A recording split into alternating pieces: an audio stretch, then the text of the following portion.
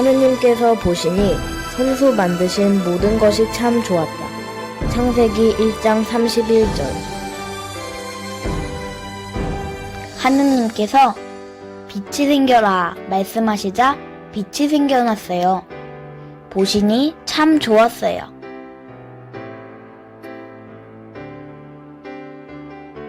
하느님께서 하늘이 생겨라 하고 말씀하시자 하늘이 생겨났어요. 보시니 참 좋았어요. 하느님께서 물이 한 곳으로 모여 땅이 드러나라 하고 말씀하시자 땅과 바다가 생겨났어요. 보시니 참 좋았어요.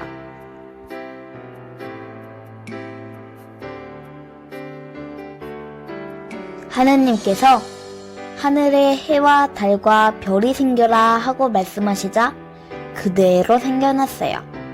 보시니 참 좋았어요. 하느님께서 온갖 생물들이 생겨나고 가득 차거라 하고 말씀하시자 그대로 생겨났어요. 보시니 참 좋았어요.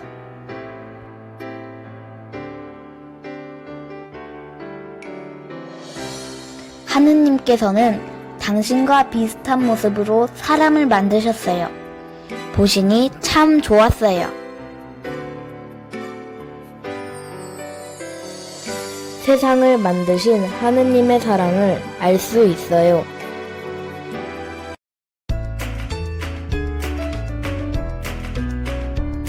아담과 하와. 우리가 하느님을 닮았다는 것을 알 수 있어요. 하느님께서는 이렇게 당신의 모습으로 사람을 창조하셨다. 하느님께서는 흙으로 사람을 만드셨어요.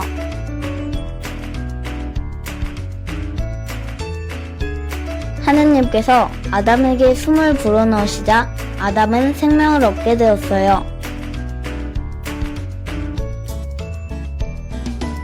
하느님께서는 에덴 동산에서 혼자 있는 아담을 불쌍하게 생각하셨어요.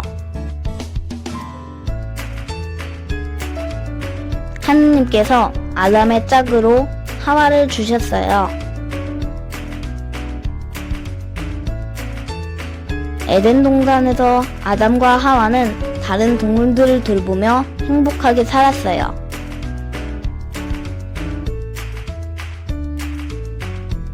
우리가 하느님을 닮았다는 것을 알 수 있어요.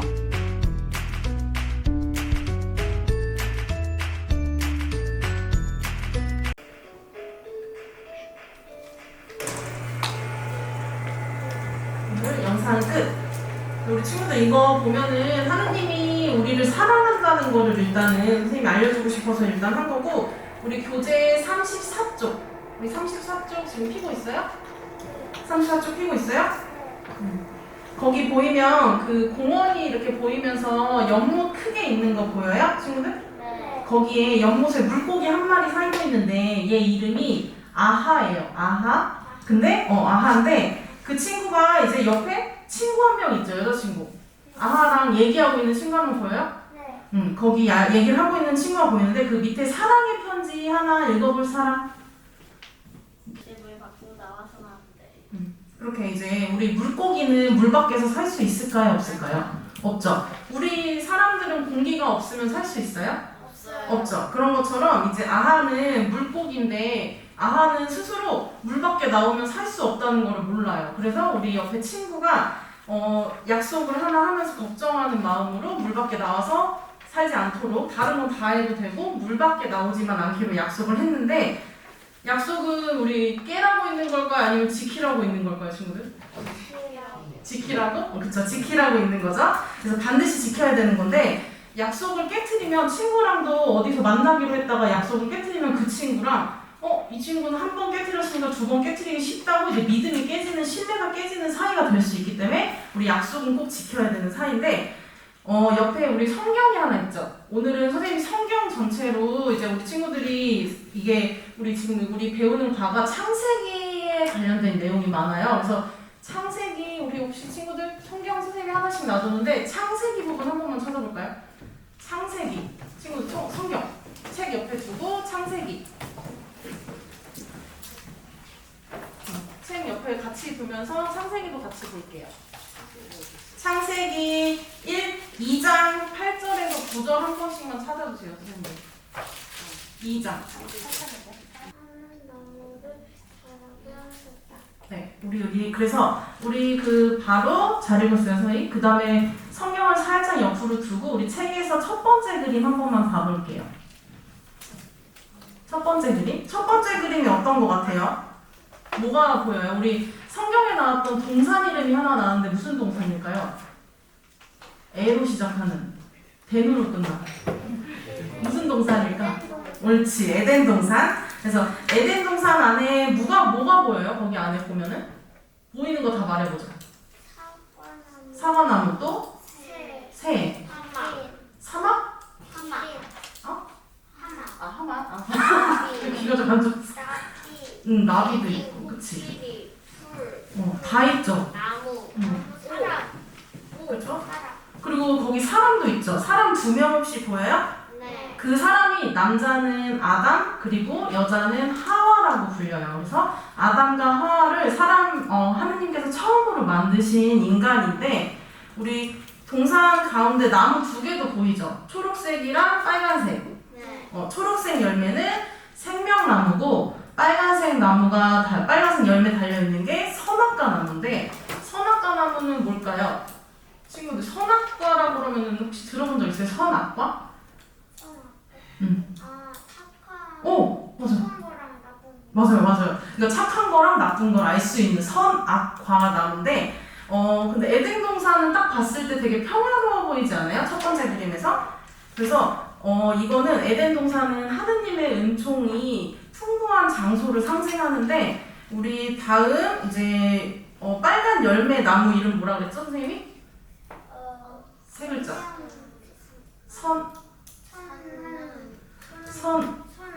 선악과 나무인데 이 나무 왜 하느님께서 선악과를 이제 그런 내용이 나오는데 우리 친구들 성경을 혼자 찾을 수 있겠어요?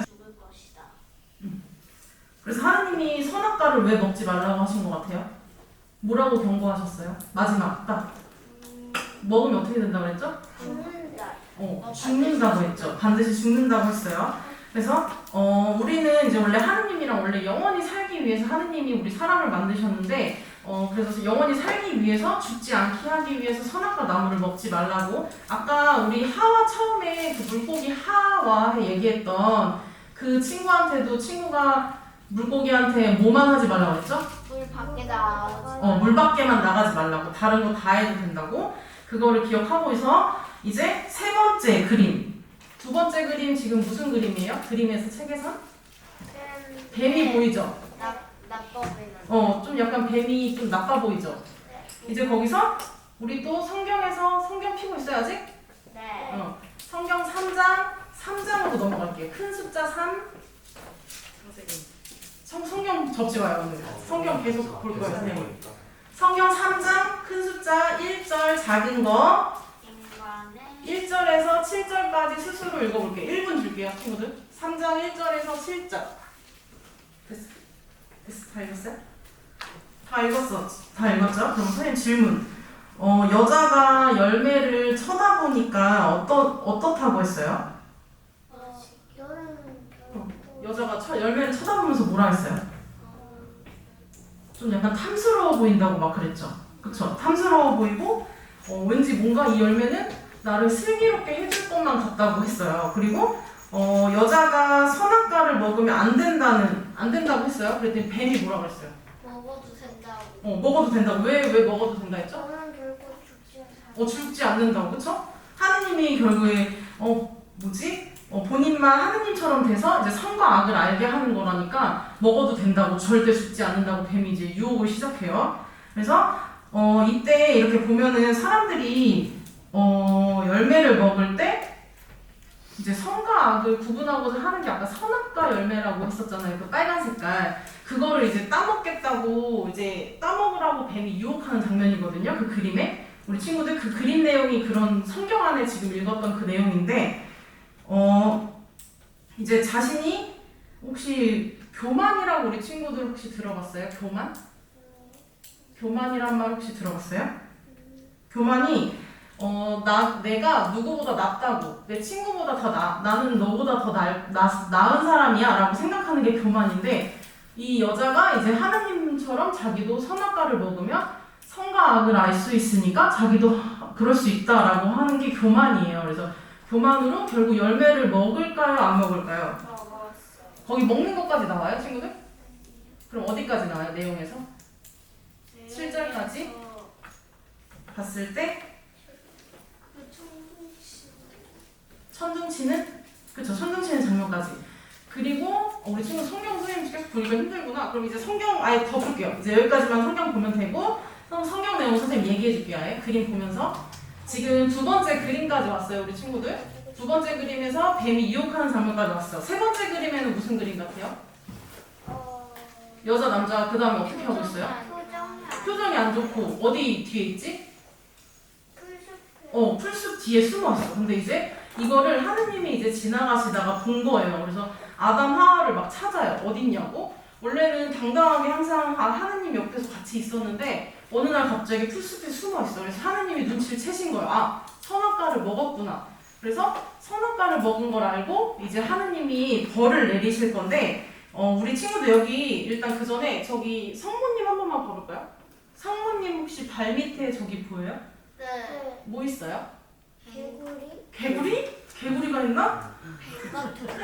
좀 길어, 꼬리가. 개구리. 개구리? 뱀? 뱀. 우리 뱀이 있는데, 이게, 우리 3번 그림에서 보면은 아담 하와가 숨어 있잖아요. 그래서 하느님이 그들이 이제 선악과를 먹었다는 걸 알고 눈치를 채셨죠? 그 다음에 벌을 내리셨는데, 뱀이 2번 그림에서는 좀 서 있지 않아요, 친구들? 네. 꼿꼿이 서 있죠? 원래 예전에 설화로는 뱀이 원래 서 있었대요. 기어다니는 게 아니라 이렇게 서서 다녔대요. 네? 근데 하느님의 이제 벌을 받고 이제 배로 기어서 먼지를 먹으면서 너는 평생 배로 기어다녀라 하고 이제 벌을 내리신 거고, 그리고 여기 뱀 보면은 아까 전에 저기 성모님 보이시죠? 네. 그쵸? 그리고 여자한테도 벌을 내리셨어요. 사람 보면은 아까 아담 하와가 유혹을 받았는데 아담한테도 같이 선악과를 줬거든요. 그래서 둘 다 같이 벌을 받았는데 남자 여자가 받은 벌을 뭘까요? 둘은 뭘 벌을 받았을까? 뭐 하고 있어요? 도망가고 있는 거 보여요? 4번 그림에서? 천둥번개 막 내려쳤다고 했었죠. 원래 여기 아까 3장 19절에서도 이렇게 나오는데 흙으로 또 먼지로 돌아가라고 그런 내용이 성경에서 나오는데, 그게 바로 원래 하느님은 그 아담 하와랑 평생 같이 살려고 했어요. 평생 죽음이란 건 없이 살려고 했는데, 이제 죽음이라고 생명을 이제 사람이 죽는다는 거, 흙으로 돌아가라 너한테. 그래서 하느님이 벌을 내리신 건 사람한테는 죽음이란 거를 줬어요. 영원한 생명을 없애줬어요. 원래 영원한 생명을 얻고 있었는데 영원한 생명을 없애준 거. 그래서 이게 다 이유가 우리 하느님이랑 원래 아담 하와가 뭘 했었죠, 초반에? 그 빨간 먹지 않는다고? 약속. 약속을 했는데 하느님과의 신뢰가 이제 딱 깨져버린 거예요. 하느님이. 근데 거기서 4번 그림에 보면은 원래 자기네가 옷을 벗고 있다는 걸 원래 몰랐어요. 선악과를 먹기 전까지. 그냥 알몸으로 다녀도 이게 이건지 모르는 그런 상황이었는데, 우리 친구들은 지금 옷을 다 입고 있잖아요. 근데 우리 친구들이 옷을 입고 있듯이 이 사람들도 자기가 옷을 안 입고 있는 게 부끄러워지기 시작한 거예요. 그래서 이제 옷을 입고 도망가는 장면이 4번에 보이죠. 근데 여기서 보면은 여기서 네 번째 그림에서는 하느님한테 이제 쫓겨나는 장면이에요. 여기.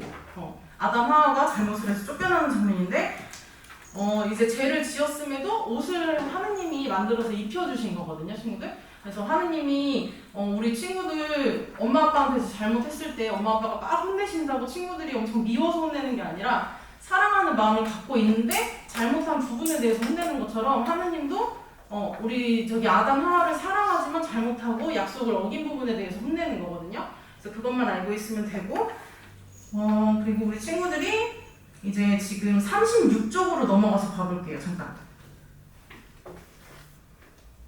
그래서 36쪽 보면은 우리는 원래 친구들, 우리 뭐 걸어가서 지금 학교를 가는 거, 학교를 가고 우리가 봉헌금을 뭐 1,000원을 내든 2,000원을 내는 거 그런 것들의 자유가 다 있어요. 우리 친구들이 하고 싶은 대로 하는 다 자유가 있는데 우리 여기서 우리 양심이라는 말을 우리 친구들이 알까? 우리 양심 학교에서 배운 적 있어요 혹시? 우리 양심이 뭐냐면 착한 일과 나쁜 일을 판단하는 거야. 우리 친구들이 딱 누군가 친구 옆에 친구를 딱 때렸을 때 이게 나쁜 일일까 착한 일일까?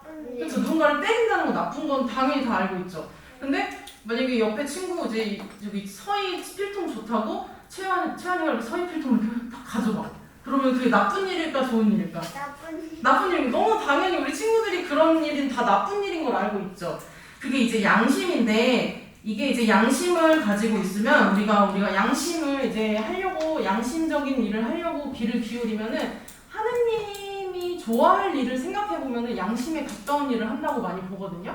그래서 우리 36쪽에 이렇게 한 번씩 쫙 훑어보면 우리 친구들 뭐 거기서 쓰레기 버리는 그런 내용도 있죠. 네. 그쵸? 뭐 쓰레기를 갑자기 이거 뭐 먹고 쓰레기가 생겼는데 그 쓰레기를 가지고 갈 것인가 아니면 길가에 버릴 것인가 그리고 뭐 여러 가지 있죠 그쪽에. 그래서 그런 것들을 우리 친구들 집에서 한 번씩 생각해보라고. 그쪽은 우리 지금 같이 안 할 건데 이렇게 자유의지가 있지만 그게 하느님한테 보기에 좋은 쪽으로 우리 친구들이 의지를 해야 자유가 맘대로 이 물건 갖고 싶다 그래서 옆에 사람 거 아무거나 가져가고 그런 건 자유가 아니에요.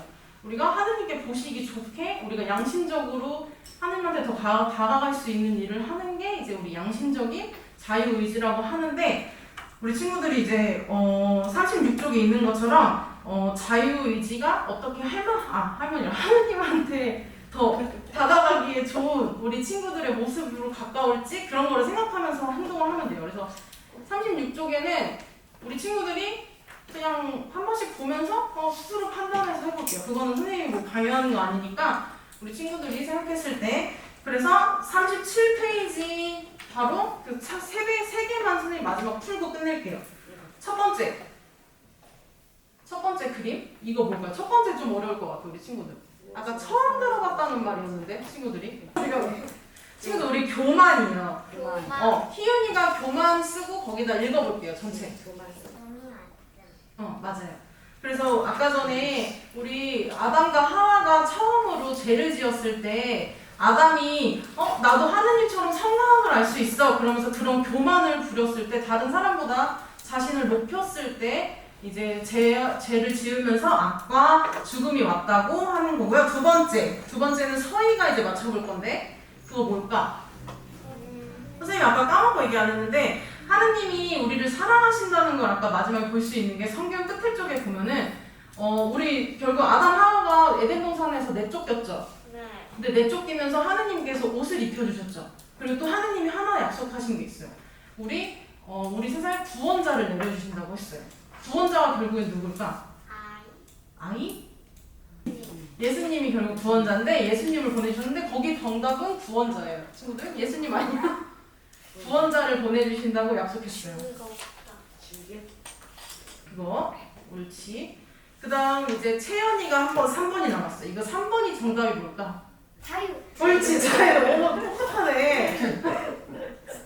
자유. 채연이가 읽어볼게요. 자유 넣고 나는 하나님께 받은 자유로 선을 선택하고 행동할 수 있어.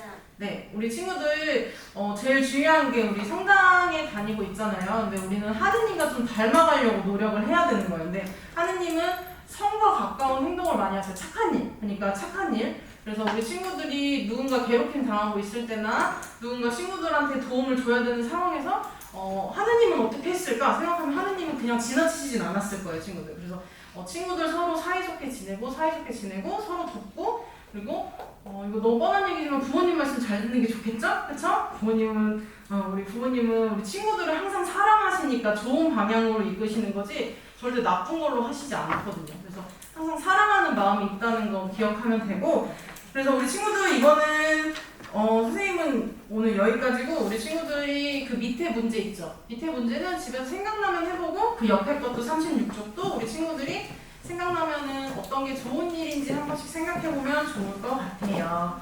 네, 이상입니다.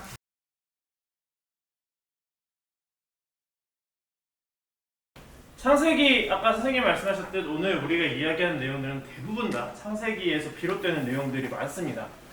그런데 제가 지난 시간에도 이야기했는데 창세기에 있는 창조서라는 기본적으로 이스라엘 백성의 신앙 고백에 가깝습니다. 그래서 그런 차원에서 인간의 죄에 대해 이야기한 이 책을 다시금 생각해보면 이스라엘은 이미 인간이 죄를 짓고 산다는 것에 대한 가벼운 체험들, 우리들도 있죠? 다양하게 뉴스를 보든 뭘 보든 하면서 느끼는 그 다양한 체험들 안에서 인간이 왜 죄를 짓는가, 그리고 대체 이 악이란 어떠한 것인가에 대한 질문에 답을 내리고 있습니다. 그런데 문제는 이 악이 어디서 왔다, 어떻게 왔다 이런 질문보다 더 정확하게는 이스라엘은 악이란 분명히 존재하고 이 세상에 어떠한 부조리함도 분명 존재하고 있다라는 것을 인정하고 들어가겠다라는 것이 이 책에는 기본적으로 담겨져 있습니다. 그리고 이 모든 것을 이야기하는 그 첫 자리에 선악과라는 것이 들어가 있습니다. 제가 선악과에 대한 자료는 안 넣었어요. 그런데 선악과는 우리가 아까 제가 여기 위에서 잠깐 핸드폰 한 이유가 선악과에 대해서 다시 한번 찾아보느라 그랬는데, 우리 선악과 그러면 되게 익숙하게 떠올릴 수 있는 과일이 하나 있습니다. 뭔지 아시나요? 사과입니다. 근데 왜 사과일까요? 빨개서. 네, 좋습니다. 좋아요. 참여 아주 좋아요. 빨간 게 나쁜 거라서. 이제 이거는 조금 더 깊이 들어가 볼게요. 원래는 미켈란젤로의 그림 보면 그 선악과에 대한 이 인간이 죄를 짓는 아담과 하와를 그린 그걸 보면 하와의 손에 아무것도 안 들려 있습니다. 왜냐하면 알 수 없었거든요. 선악과라는 나무가 대체 어떤 과일 나무인지. 그런데 선악과에서 이 선악과가 왜 사과가 됐냐면, 제가 지난번에 성경에 관해 이야기하면서 히브리어 성경을 라틴어로 번역했다라고 이야기를 한 적이 있습니다. 이 번역 과정에서 나쁘다, 이 나쁜이라는 형용사가 말루스라는 단어인데, 이걸 명사로 고쳤으면 나쁜이라고 표현되는 이 단어가 말룸이라는 단어입니다. 그런데 이 말룸이라는 단어가 라틴어에서는 사과로 번역될 때가 있습니다. 그래서 이 단어가 같은 단어로 사용되다 보니까 혼용되고, 그것을 존 밀러라는 사람이 1667년에 자기 책에서, 신라권이라는 책에서 선악과를 사과나무로 인정해버립니다. 그러니까 단정지어버립니다. 그러면서 그게 통념적으로 지금까지 약 400년의 시간을 거쳐오면서 그냥 통념적으로 선악과는 사과나무구나 라고 이제 통념화된 겁니다. 한 사람의 책 때문에. 그래서 선악과는 사과나무다 라는 건 그렇게 이해하면 좋긴 한데 나쁠 건 없는데 어쨌든 그런 차원이고요. 요즘 그런 이야기도 있더라고요. 아까 잠깐 찾아봤는데 요즘 커피나무라는 묘한 등장도 하더라고요. 아까 성경 내용에 그거 있었죠? 선과 악에 대해서 눈을 뜨게 한다. 그래서 각성제의 역할을 한다 라고 해서 이상한 차원에서 커피나무다 라고 이제 주장하는 사람들도 있는데, 아닙니다. 어떤 과일나무도 아니고 그냥 그렇게 된 거고요. 그리고 그 모든 내용들 안에서 가장 중심이 되는 동물이 하나 등장하게 됩니다. 바로 나와라. 뱀이죠. 뱀이라는 것이 등장합니다. 그런데 왜 하필 뱀이었을까?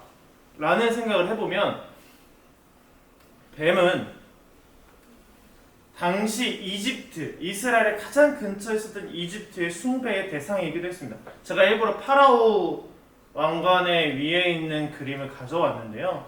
이집트에는 뱀은 상당히 숭배의 대상이었던, 그런데 이집트의 그 신을 가져온 이유는, 이스라엘은 이집트의 이 신으로 대상되는 이 뱀도 결국엔 하느님이 만든 피조물에 불과하고 동시에 그렇게 이집트라는 대상을 통해서 하느님을 거스르는 상징으로 사용해버린 겁니다.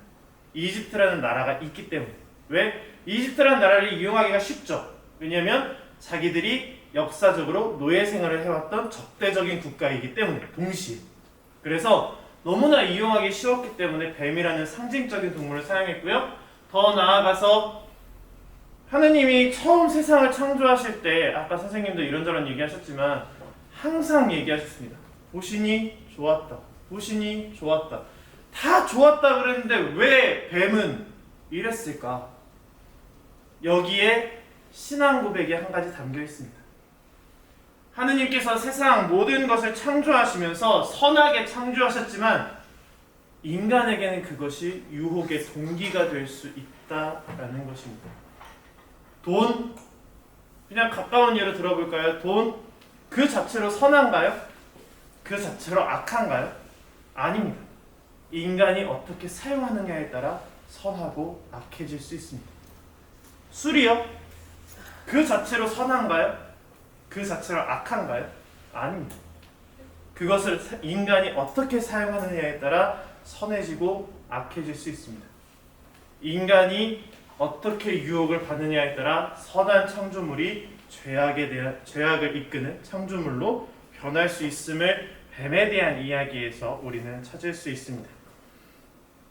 그러면 죄를 짓는 이유들에 대해서 조금 더 살펴보면 아까 선생님도 이야기하셨는데 뱀이 이야기를 합니다. 너희의 눈이 열려서 하느님처럼 되어 선과 악을 알게 될 줄을 하느님께서 아시고 그렇게 말씀하셨다라고 이야기하시는데 이미 당신과 같은 모습으로 만드셨고 당신과 관계를 맺고 있었던 그 사람들이 왜 이 말씀에 현혹되었는가? 결국 인간이 갖고 있는 지식에 대한 강한 충동을 바라볼 수 있습니다. 그리고 그 충동으로 인해 하느님과의 정당한 관계를 파괴하기 시작하는 모습도 바라볼 수 있습니다. 제가 여기 와서 얼마 안 돼서 그런 강론을 한 적이 있습니다. 현대의 바벨탑이 무엇일까? 현대의 바벨탑, 그건 어쩌면 AI일 수도 있습니다.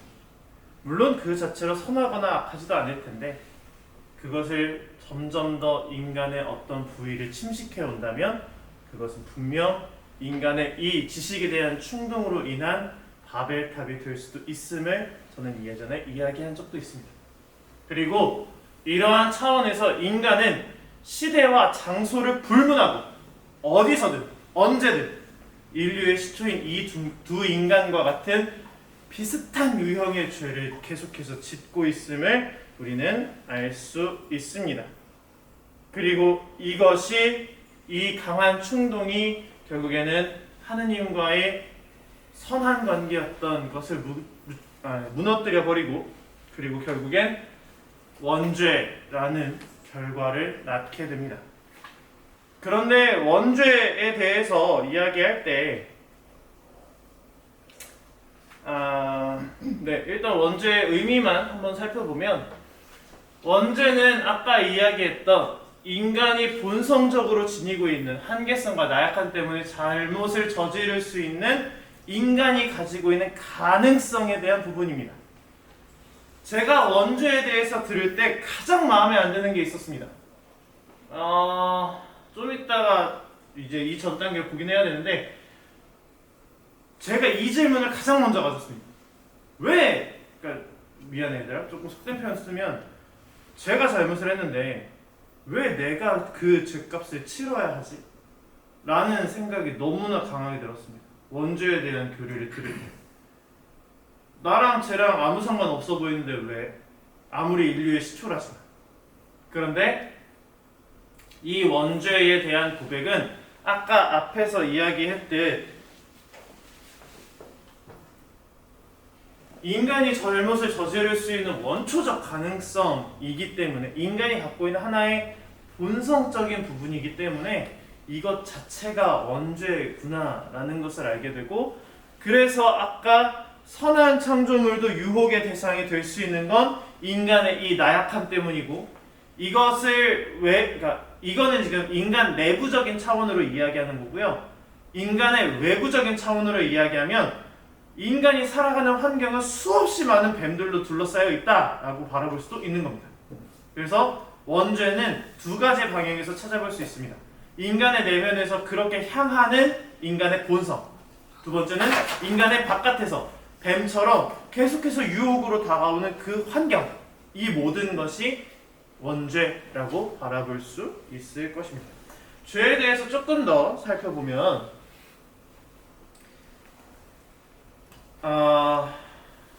창세기 3장에서 죄로 바라볼 수 있는 건 얘네가 이걸 따먹었다? 아닙니다.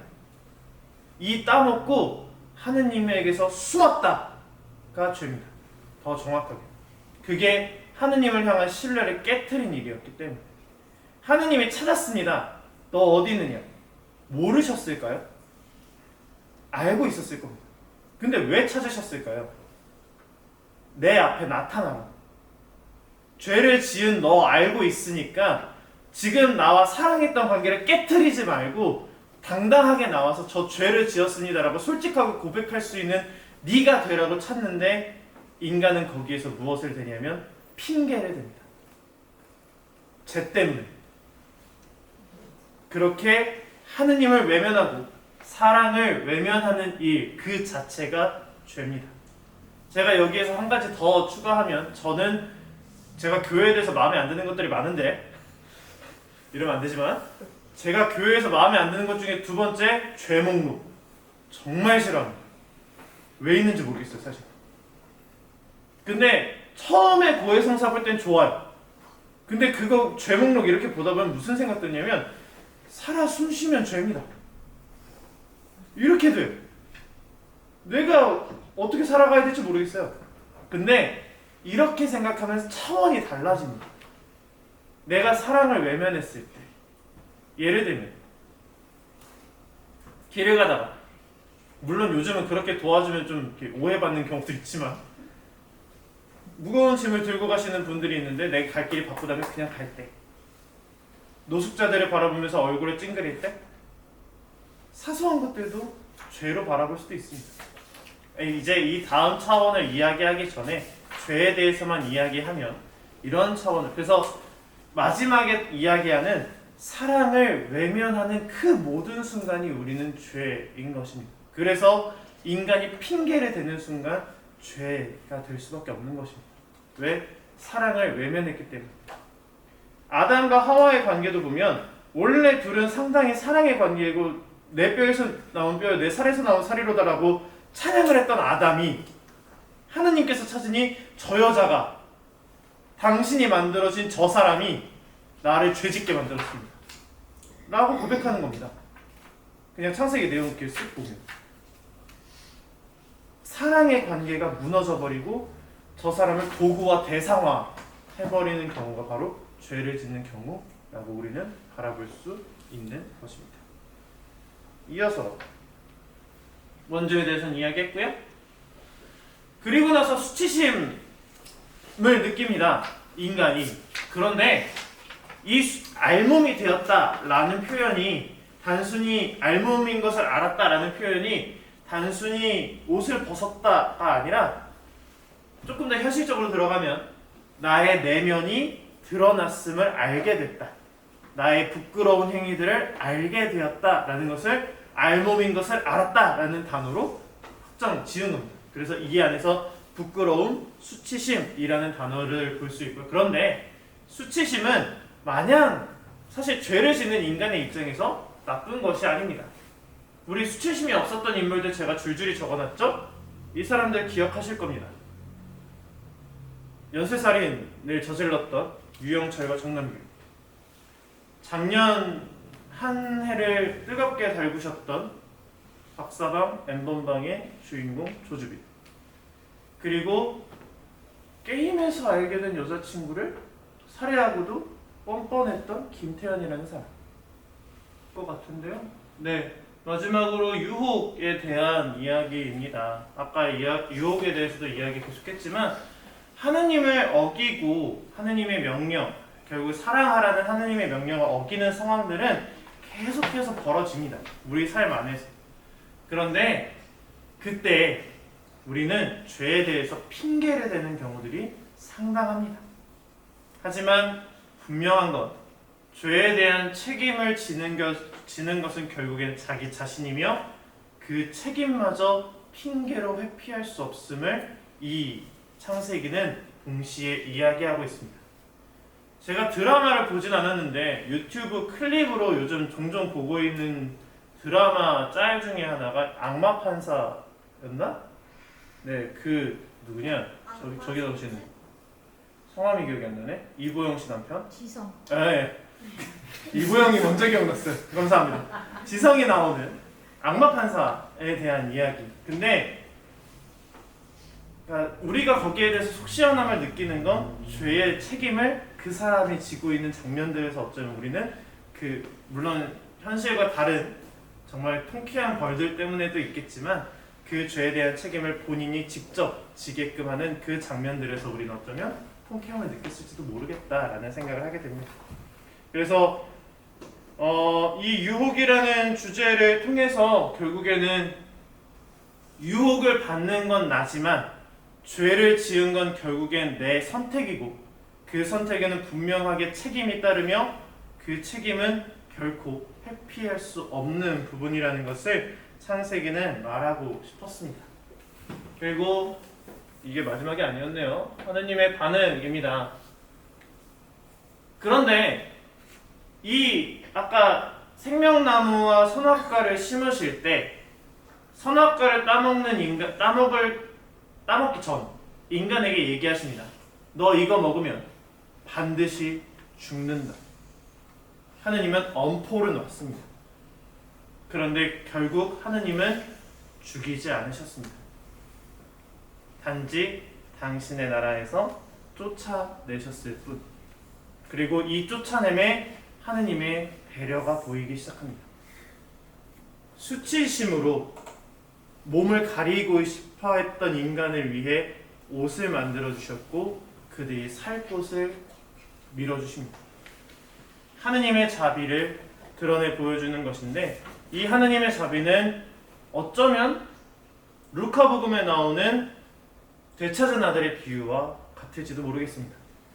되찾은 아들의 비유에서 거짓골이 된 아들이 돌아와서 저는 당신의 아들이라 불릴 자격이 없습니다. 저를 당신의 종으로라도 써주십시오 라고 했던 죄의식 가득한 아들에게 아빠는 반지를 끼워주고 옷을 입히고 신발을 신겨주며 원래 아들의 신분이었던 그 아들을 다시 올려줍니다.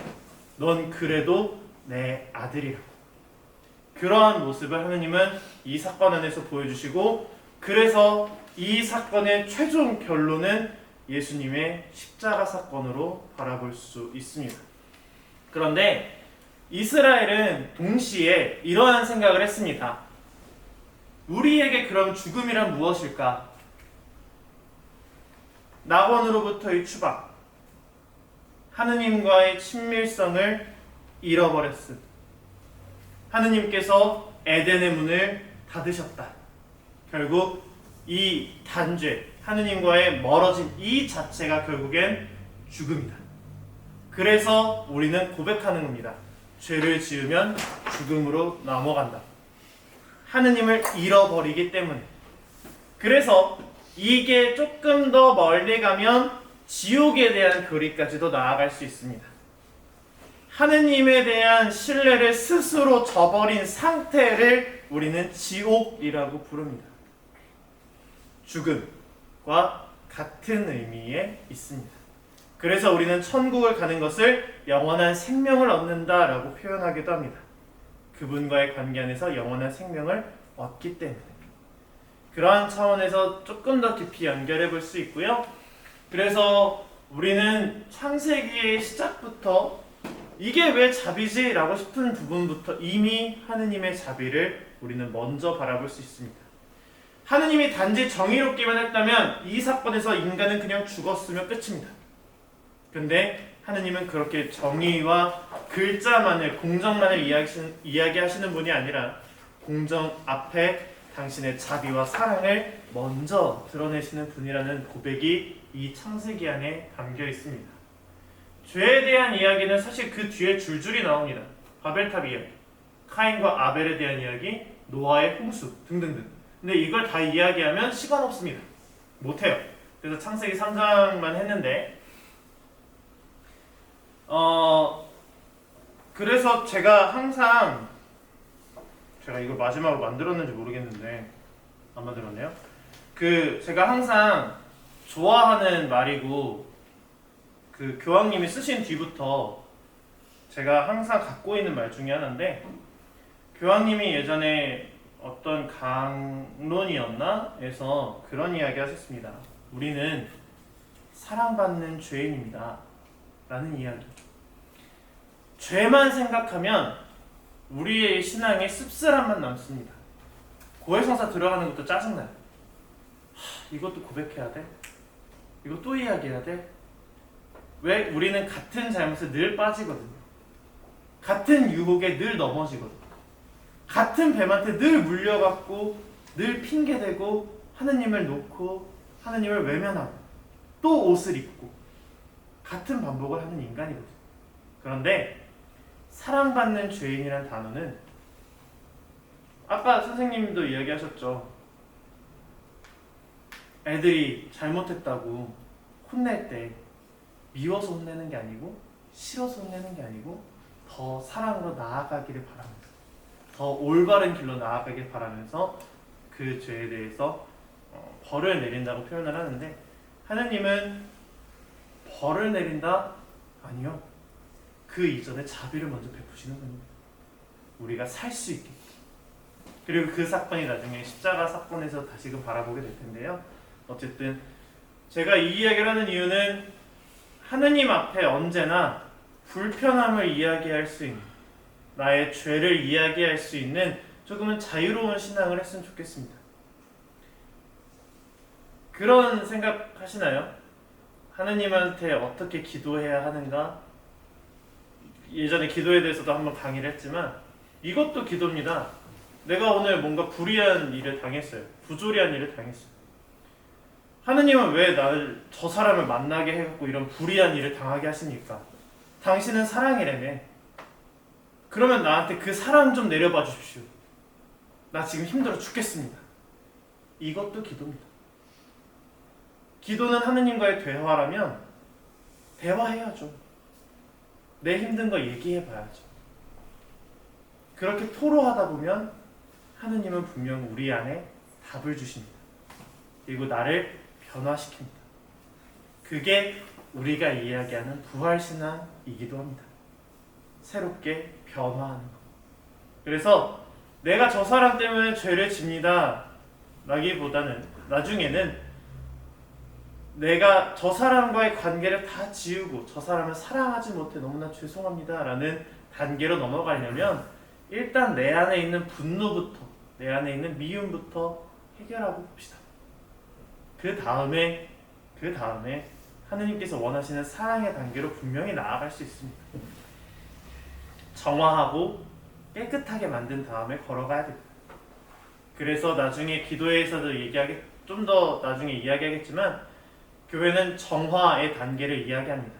깨끗해지는 것. 그분으로 인해 깨끗해지는 겁니다. 그러려면 뱉어내 봐야 됩니다. 내 감정을 솔직하게. 이거는 심리적인 차원이기도 한데요. 원래 이건 더 심리학에서 자주 사용하는 방법인데 이걸 기도 안에서 적용하다 보면 하느님을 느낄 때가 있습니다. 그래서 내가 죄를 지을까봐 두려워하기보다 때로는 무례하게, 때로는 좀 죄송하게 나의 모든 것들을 토로하고 맡겨보고 그 다음에 그분의 응답을 기다려보면 좋겠습니다.